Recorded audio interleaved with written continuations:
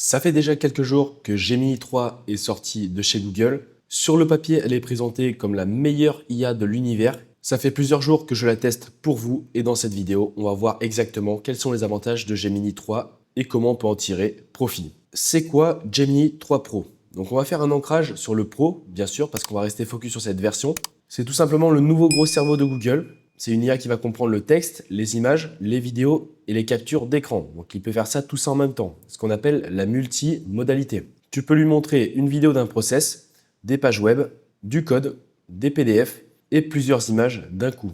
Et il a une capacité d'analyse extrêmement avancée. Si on parle de ses points forts, il comprend très bien les images, les vidéos et les écrans. Bien sûr, ça n'est pas la meilleure IA sur tous les points. On va voir après ensuite pourquoi utiliser plutôt ChatGPT, pourquoi utiliser plutôt Claude ou pourquoi utiliser plutôt Gemini. Par exemple, si tu veux l'utiliser à titre de performance, tu peux lui montrer un tableau de YouTube Analytics. Il va te l'expliquer très simplement. Un workflow à N8N aussi pour réparer, pour créer, pour même construire aussi des nœuds ou encore une vidéo d'une application. Il va comprendre ce que la personne fait. Exemple, j'ai un collègue à moi qui est coach sportif et qui utilise Gemini 3 Pro pour envoyer des vidéos des mouvements de ses élèves et les corriger directement. Donc forcément, on peut l'utiliser et le plugger sur beaucoup de cas business. Là où il surperforme aussi, c'est dans l'analyse de grosses quantités d'informations. Donc il va pouvoir lire aussi des gros textes comme des PDF de 500 pages, des énormes discussions et des exportations complètes. Donc ce qui est pratique pour analyser un business, analyser un PDF complet, d'un rapport, un document compliqué, une ressource scientifique, etc. Il a un raisonnement très solide. Donc je le place au même niveau à peu près que Claude en titre de raisonnement, bien sûr, pas à titre de code, etc. Mais en titre de raisonnement, c'est très puissant. Dans beaucoup de tests, donc sur le papier, Gemini 3 Pro, il reste top mondial pour les questions difficiles, donc la résolution de problèmes complexes, les exercices de logique, raisonnement analytique avancé, les problèmes scientifiques et les tâches longues. Donc il reste cohérent sur la durée. Donc c'est un modèle qui va être très bien sur tout ce qui va demander de la réflexion. Exemple, si j'ai une question très spécifique, très technique, très complexe, ça peut être même profonde, pas forcément complexe visuellement, eh bien je vais m'en servir. Il est très bon aussi pour les agents, donc pour les tâches qui vont être automatisées. Comme on l'a déjà vu, il va bien suivre les étapes, il a une bonne compréhension des longues instructions. Par exemple, ça peut servir pour vérifier des données, analyser des fichiers chaque jour ou faire des mini-tâches en continu. Donc ça peut être des mini ou des grosses tâches. Un de ses meilleurs avantages aussi, c'est qu'il est lié à l'écosystème Google. C'est la partie que tout le monde sous-estime, mais les fanaticos de Google, eux, ce qu'ils aiment, c'est qu'il va pouvoir être intégré directement avec Google Docs, avec Google Sheets, Google Drive et Google Photos et j'en passe. Voilà, on peut vraiment le lier avec tous les outils de la suite Google. Ce qui fait gagner énormément de temps, forcément, parce que c'est chiant de devoir à chaque fois changer, de devoir plugger un outil externe à un outil Google par exemple, sauf que là tout est centralisé. Ok, c'est cool, on a vu ses points forts, maintenant on va se focus sur les points faibles. Donc ce qu'on voit actuellement, empiriquement disons, c'est que c'est pas du tout le meilleur pour écrire comme un humain, donc avec émotion, style, nuance. Pour l'instant, je trouve que Claude reste le meilleur, je le trouve toujours autant sur la top lane, first one, premier. C'est pas encore l'écosystème le plus simple pour coder, donc GPT-5 garde quand même un avantage, donc 5.1 bien sûr, pour créer des scripts, corriger du code et générer des petits outils. J'ai pas dit de coder, j'ai dit créer des scripts, corriger du code et générer des petits outils. Pour coder, évidemment, Claude reste le meilleur, avec Claude Code et même avec l'interface web application de Claude. Et pour corriger, ChatGPT 5.1 du code. Et bien sûr, ce n'est pas le meilleur partout, il n'y a aucune IA qui est meilleure partout, mais il reste hyper bon en multimodal et en logique. Mais pour moi, du coup, GPT 5.1 et Claude restent meilleurs dans beaucoup d'autres usages, comme je vous l'ai dit précédemment. Parlons un peu du coup technique, parce que je sais qu'il y en a qui commencent à souffrir de ne pas entendre de termes techniques. Donc fenêtre de contexte, on est à 1 million à peu près de tokens, donc c'est énorme, c'est vraiment un avantage de Google, c'est un gros avantage. C'est pour ça qu'il peut assimiler une énorme quantité de texte, donc dans des PDF, plusieurs images, etc. En ce qui concerne les prix des API, pour le faire tourner éventuellement en automatisation. Donc en input, il reste à 2 $ par million de tokens, et en output, il est à 12 $ par million de tokens. Si on compare à GPT 5.1, il est à peu près dans les mêmes tranches de prix. Regardez GPT 5.1, 1,25 $ par million de tokens et 10 $ par du coup output token. Mais on a une fenêtre de 400 000, tandis qu'avec Google, on a 1 million. Et si on regarde du Claude Sonnet 4.5, on a 1 million de contexte aussi, 3 $ par million de tokens en input et 15 $ par million en output. Donc Claude reste du coup plus cher que les trois, mais Claude est aussi très puissant. Le résumé simple, contexte 1 million, input 2 $, output 12 $. Donc ça reste, on va dire, plus abordable que la majorité des modèles top marché pour ce niveau de puissance, parce qu'il est très puissant. Bon, parlons un petit peu des benchmarks papier. Si on regarde un petit peu, par exemple, on voit que sur la benchmark, sur le papier, sur la plupart des cas, il reste meilleur que Gemini 2.5 Pro, Claude Sonnet 4.5 et 5.1, donc du coup GPT, sur tous ces benchmarks-là. Donc quand on voit ce papier, on se dit « Waouh, c'est juste impressionnant, etc. » Mais ça reste du papier. Pareil sur la fonctionnalité de recherche approfondie, donc DeepSync, il est vraiment au-dessus, hein, top lane, sur tous les cas. Alors là, en l'occurrence, la plupart du coup d'entre nous, on va l'utiliser pour du business, pour du raisonnement et de la connaissance. Donc on va plus l'utiliser sur le benchmark HLE, celui-ci, moins sur des requêtes scientifiques et aussi moins sur l'arc AGI. Mais si on regarde ici, ne serait-ce que là, regardez, en recherche approfondie, si on regarde, Claude Catonnet, il a 13,7, GPT 5.1 à 26,5 et Gemini 3, regardez, il a 41%. C'est juste énorme. Mais ça reste du papier. Pareil sur ce bench aussi, hein, il reste premier sur le benchmark d'intelligence. Donc c'est, on va dire, un index d'intelligence globale. Il est vraiment first one, hein, au-dessus de GPT 5.1. Donc sur le papier, c'est très très fort. Parlons aussi de Nano Banana. Donc franchement, Nano Banana, c'est un truc juste de fou. Ils ont fait en plus une nouvelle version, la version Pro. J'en ferai certainement une vidéo pour voir comment on va le rentabiliser. Donc à l'heure actuelle, depuis leur dernière mise à jour, il est très fort pour faire des images réalistes, améliorer des photos, faire des retouches visuelles, créer des miniatures YouTube, éditer des images existantes et surtout, je le rajoute, maintenant, enfin on peut écrire du texte. Si on lui demande d'écrire une phrase complète sur une image, maintenant il va le faire sans faute et ça va être lisible. Il n'y aura pas des erreurs de caractère comme on aurait pu voir avant. Donc bien sûr, si on combine Nano Banana pour générer des images avec un modèle comme Gemini 3 Pro, je vous laisse imaginer avec des prompts bien avancés ce qu'on peut générer. Donc comme je l'ai écrit, Google monte en puissance avant 2026. Je pense que Google aura sa place à faire en 2026 dans le top 3 entre Claude, ChatGPT et du coup Gemini. Alors personnellement, je sais qu'il y en a beaucoup d'entre vous qui l'utilisent, qui l'utilisaient. Moi, je l'aimais pas trop, mais là, je commence à l'aimer. On peut aussi parler de Anti-Gravity. Alors bien sûr, je vous en ferai une vidéo. On commence vraiment à rentrer dans une ère Google. Donc ça revient très fort. Les outils sont rapides, nouveaux, efficaces et bien intégrés. Et le multimodal dépasse souvent la plupart des autres. Donc de mon point de vue, en 2026, il va y avoir un vrai intérêt à utiliser Gemini 3, bon, peut-être Gemini 4, etc. pour tout ce qui va être images, vidéos, gros documents et on va dire tous les outils plugués à Google. Utiliser Claude pour écrire mieux, donc pour de la rédaction vraiment profonde ou pour du code. Et ChatGPT 5.1 plutôt pour coder, alors plutôt réparer du code et automatiser les process. Donc maintenant, comment on peut combiner les top 3 des IA du marché? Aujourd'hui, le mix idéal. On est en fin novembre 2025. Pour moi, le combo, c'est celui-ci. GPT 5.1, le meilleur pour réparer du code et structurer. Claude 4.5, le meilleur pour coder, écrire et expliquer. Et Gemini 3 reste le meilleur pour comprendre les visuels et les gros fichiers. Bien sûr, je le répète, ça n'existe pas la meilleure IA, quelle est la meilleure IA? Non, il faut savoir comprendre les différenciations entre chacune et savoir les utiliser intelligemment. Mais si tu utilises les trois en même temps pour des tâches différentes, je peux te garantir que c'est très puissant. C'est pour moi le meilleur mix à faire. Si tu veux apprendre à automatiser ton business avec l'intelligence artificielle, je t'invite à cliquer sur le premier lien dans la description. Tu vas arriver sur une page qui t'explique exactement ce que je propose. Je t'invite vraiment à la lire complètement, la prendre au sérieux.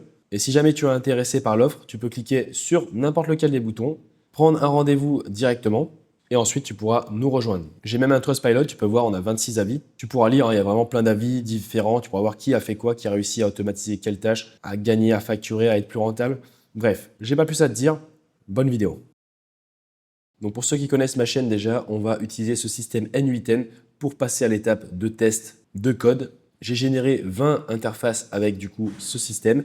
Elles sont toutes ici, donc on a plein de choses. On a des outils business et finance, expérience visuelle, des sites one page, marketing, dashboard, outils business, outils pratiques, simulation, etc.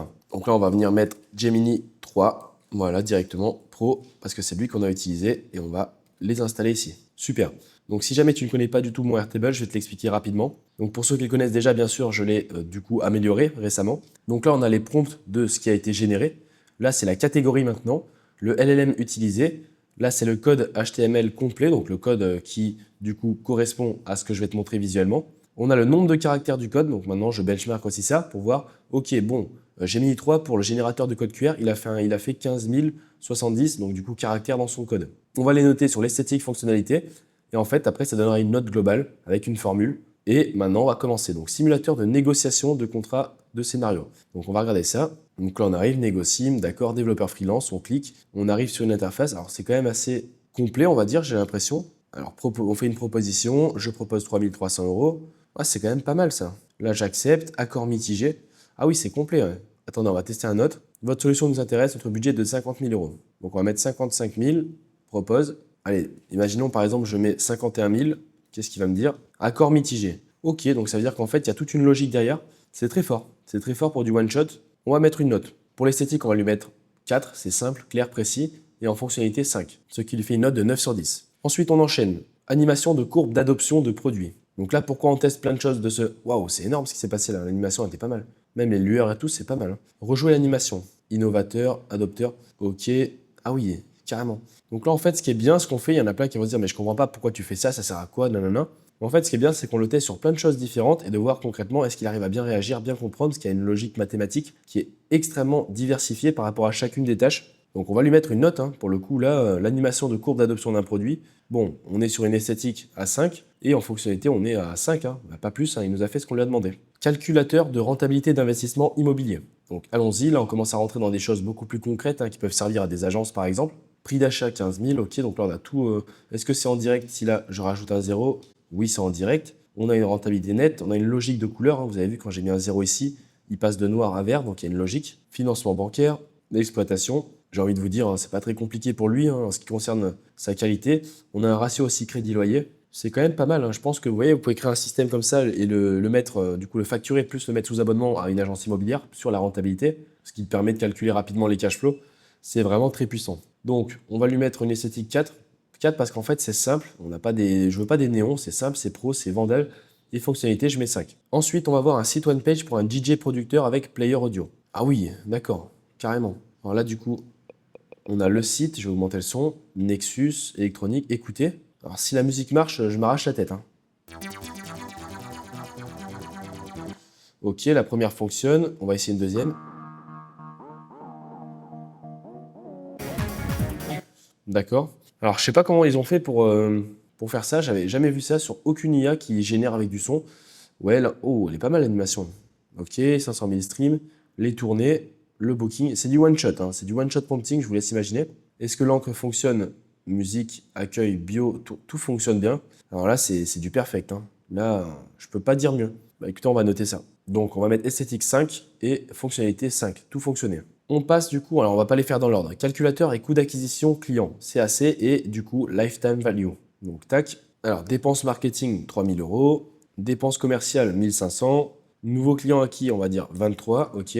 Prix moyen, alors, on va recopier les exemples, on va gagner du temps. Ok.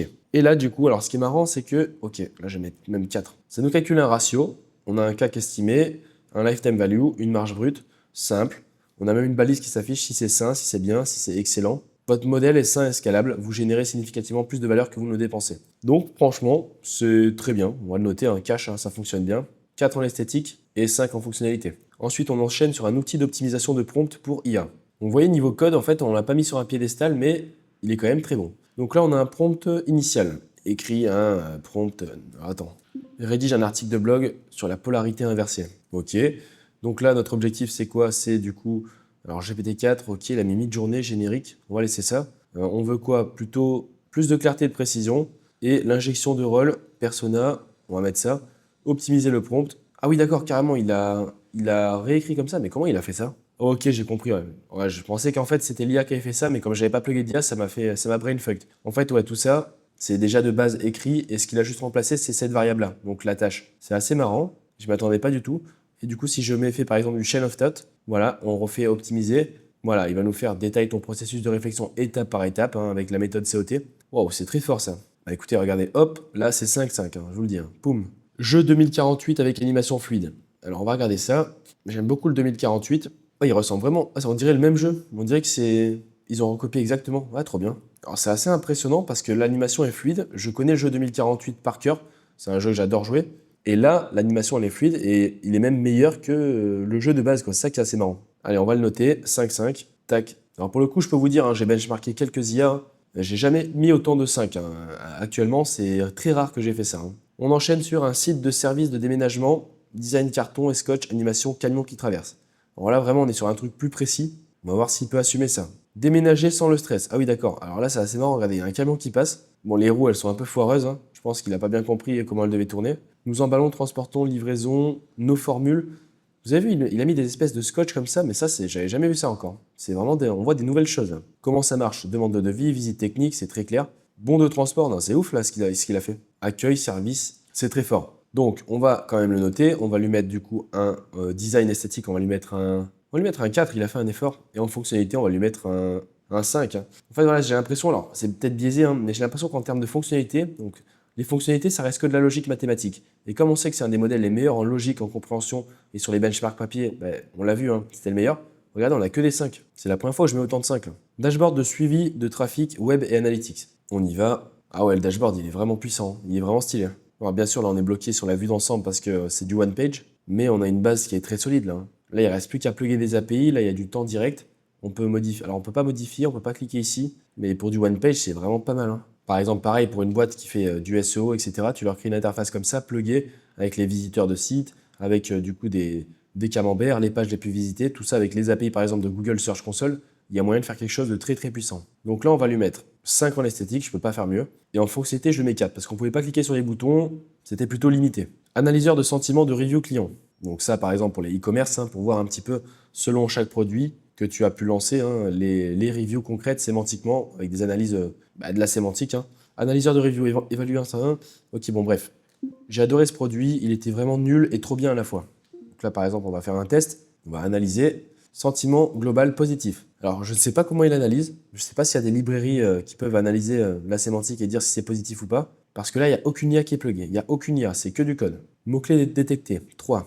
Donc, adoré, bien nul. Maintenant, si je dis le produit ne marchait pas, je suis un peu déçu, mais je recommanderais chez vous car je suis habitué. On lance. Alors là, c'est plutôt neutre. On recommanderait déçu. Ok, il a fait une balance à 50-50. En fait, ok, c'est juste un système de mots-clés détectés qui vont du coup dire ok, bah, j'ai détecté le mot déçu, donc c'est nul.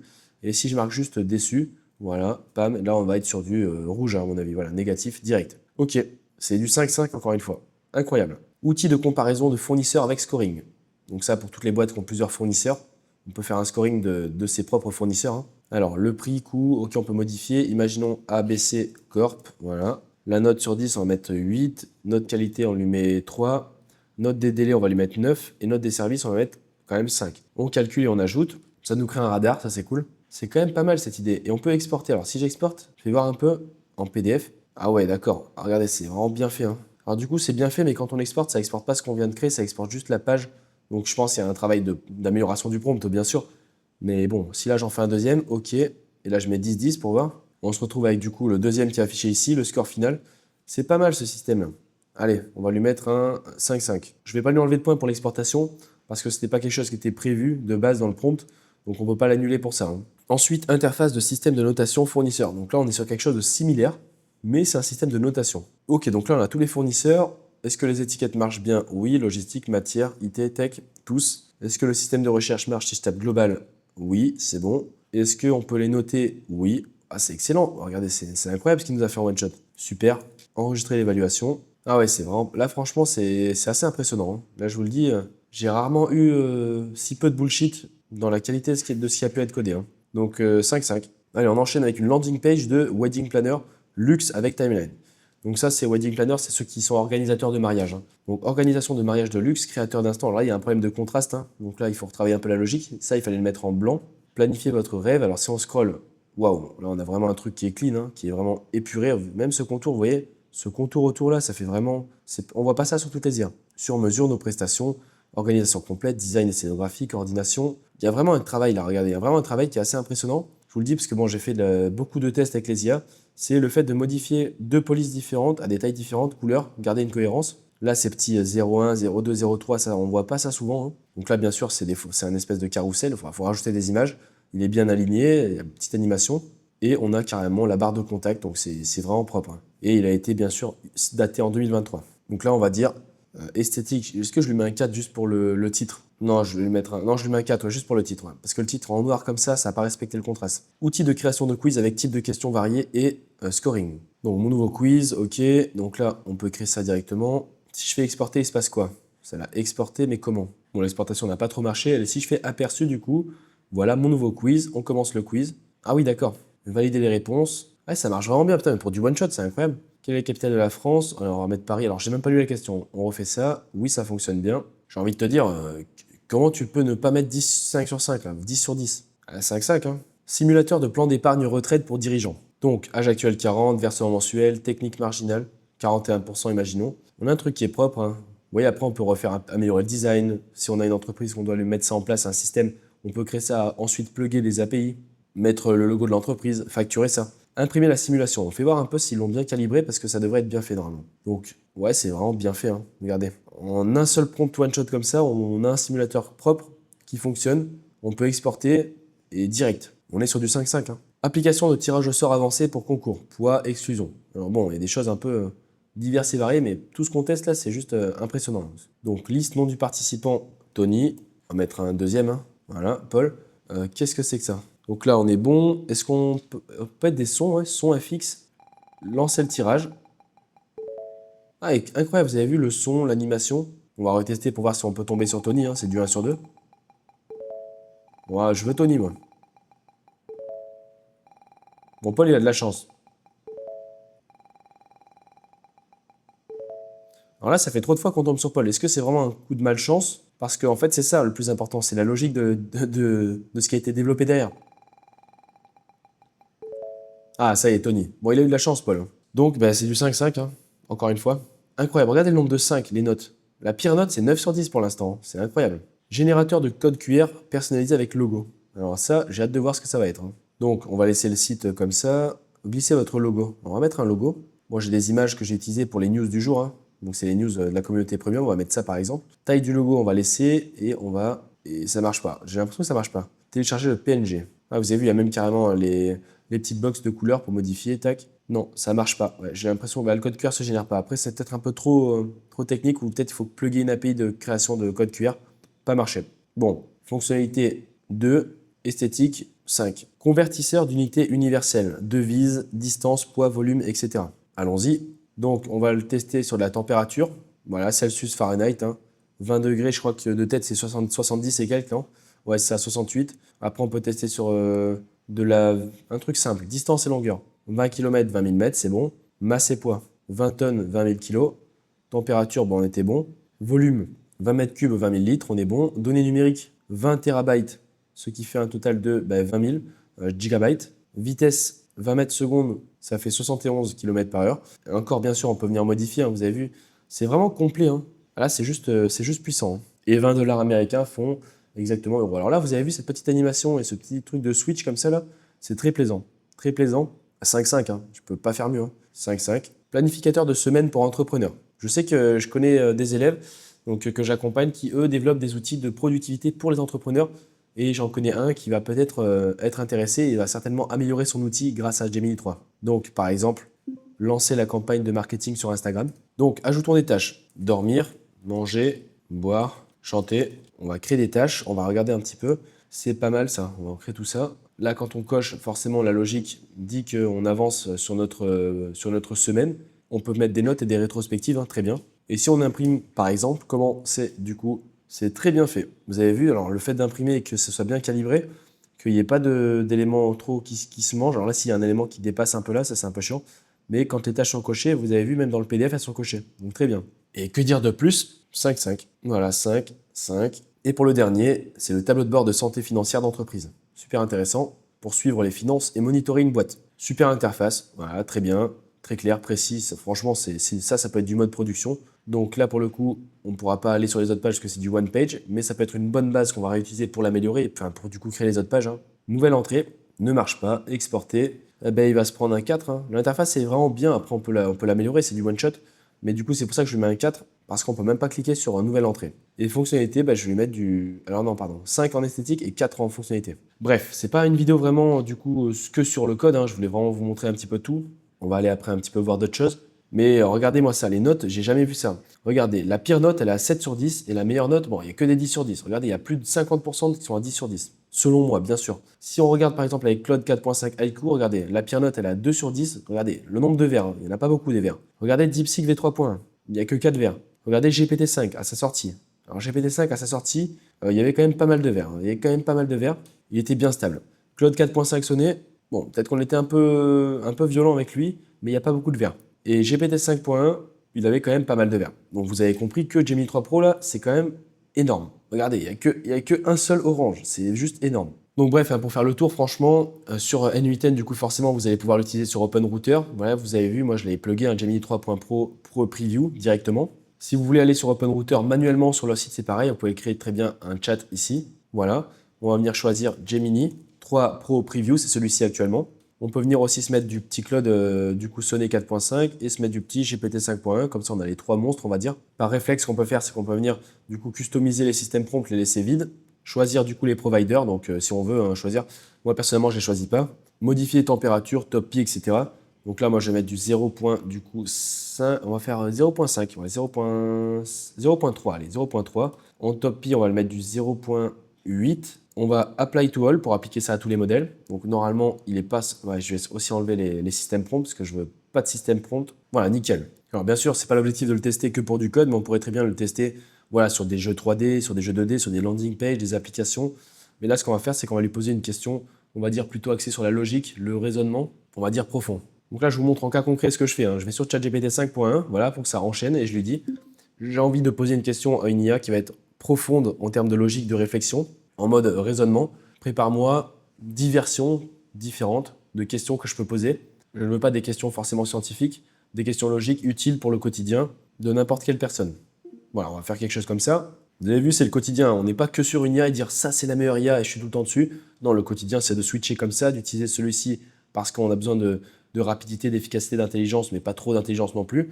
Ensuite, on switch, on va faire un triple benchmark. Vous avez vu, il faut être vraiment comme ça. Voilà, par exemple, très bien celle-là. J'aime bien. Comment identifier rapidement si une décision que je prends aujourd'hui va m'apporter plus de bénéfices que de problèmes dans 6 mois? Eh bien, regardez.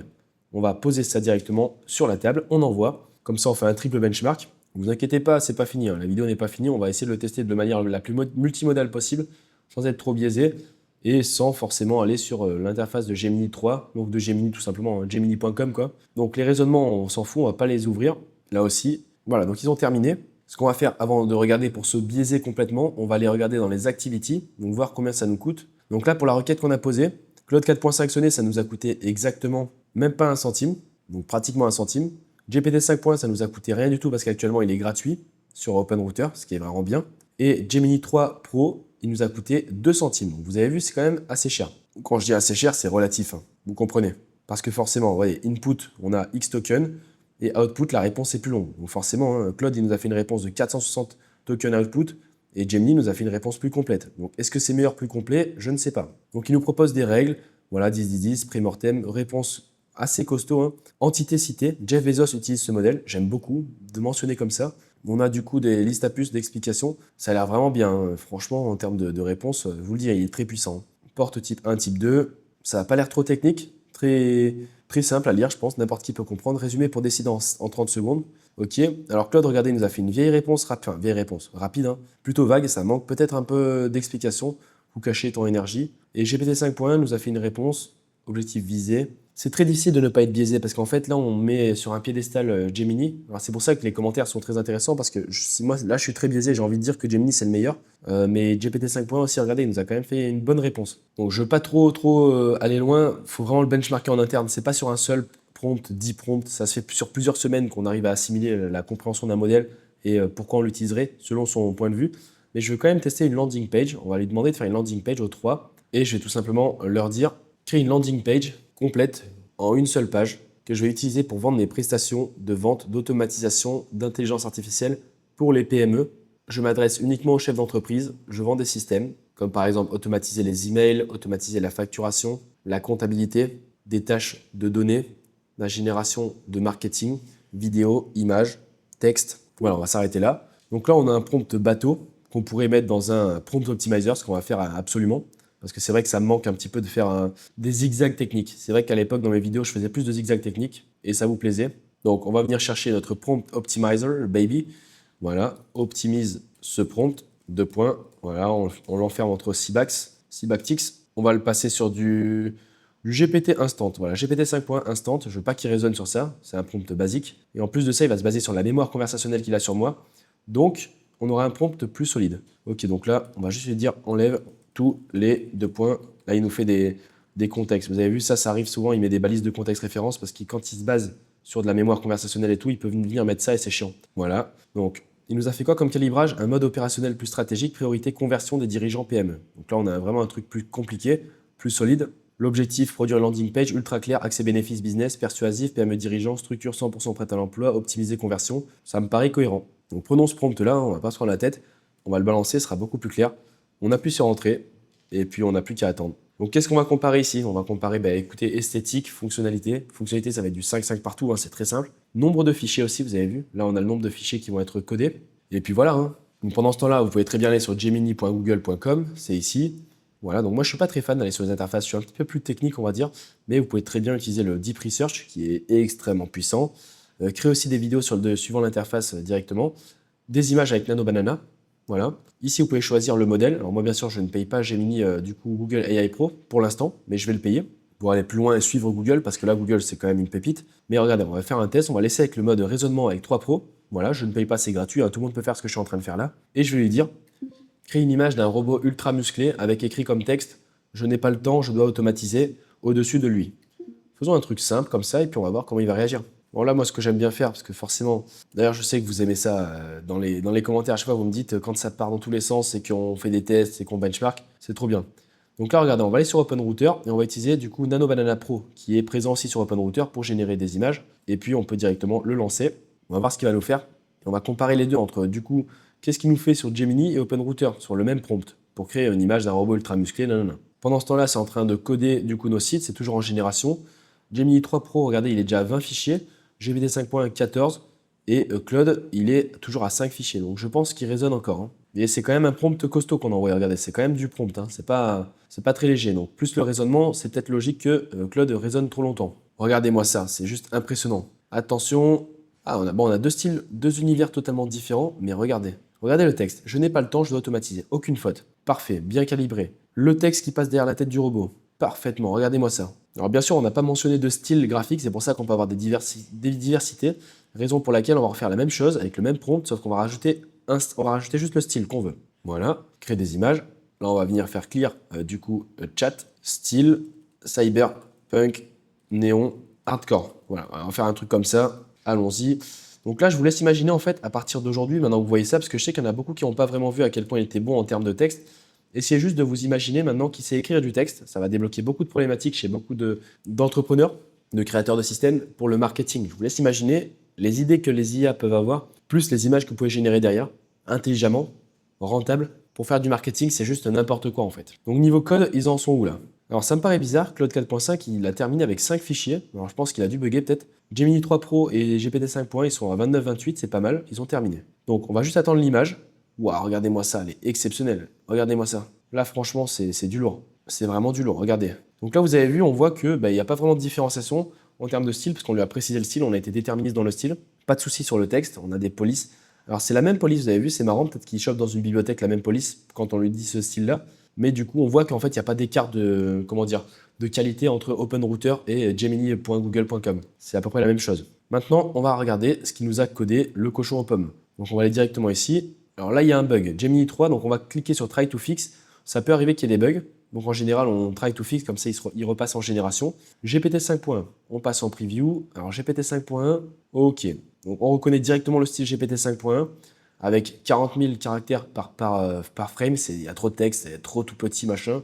Bon, on a déjà testé, hein, j'ai déjà testé ça sur mes vidéos, vous le savez déjà. Bon, c'est pas une landing page, là, on se fait violence avec ça, c'est trop.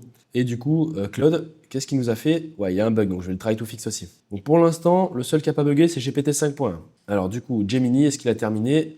Ok, il a terminé. Vous avez vu, c'était juste un petit bug que j'ai appuyé, il a corrigé, c'est ciao. Donc vous avez vu Gemini, là, pour faire un site, moi je veux pas 1000 caractères comme on avait, enfin 10 000 caractères par frame, donc c'est quand même plus intéressant ce qu'on a. C'est juste, enfin c'est magnifique à regarder. Automatisé, on a une petite fenêtre, bam, 40 heures gagnées par semaine, animation, ROI moyen, avantage, pas trop de texte, aéré, dynamique. Le manque à gagner, charge mentale, dépendance humaine, erreur humaine, voilà, tout ça. Performance automatisée, enfin du coup la performance, problème de contraste ici, nos leviers d'optimisation, ouais c'est vraiment, désolé mais c'est un 5 sur 5. 5 sur 5 en termes de design. Fonctionnalité, est-ce que l'encre marche bien? Oui, et du coup elle est en crescendo, elle est très bien en crescendo, ça marche bien. Là c'est du 5 sur 5, hein, je peux pas dire mieux. Je veux juste voir ce que Claude nous fait, comme ça on fait une petite différenciation là. Claude il a planté complètement, donc je le retry to fix, et s'il marche pas il ira se faire voir. Bon, de toute façon il vient de replanter, c'est pas très grave, hein, c'est pas sa vidéo. Aujourd'hui c'est la vidéo à Gemini. Donc bien sûr on pourrait venir s'amuser et faire du full Gemini, on pourrait aussi dupliquer, modifier les températures, tester le même prompt sur des températures différentes. Regarde, faisons un test aussi pour voir la diversité. Donc là, il est en mode raisonnement, bien sûr. Le premier modèle, on va le mettre, alors on va juste modifier la température. Alors la température, on va la mettre à 0.1.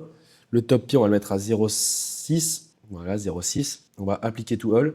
Et comme ça, en fait, le deuxième, je vais juste le modifier. On va les renommer aussi. Ça, c'est aussi un bon truc à faire. Regardez, hop. On va lui mettre donc 0.1. Donc GP3. Voilà, GP3 0.1. Et lui, donc Gemini Pro 3 à 0.9. Voilà, faisons un écart différentiel. Donc sampling parameters, température 1. Alors pas 2 peut-être, parce que sinon il va péter les plombs. Voilà, très bien. Alors j'ai dit 0,9 et je mets 1. Alors c'est pas mal. Respectons ce qu'on vient de dire. 0,9. Ok, donc là on dégage ça.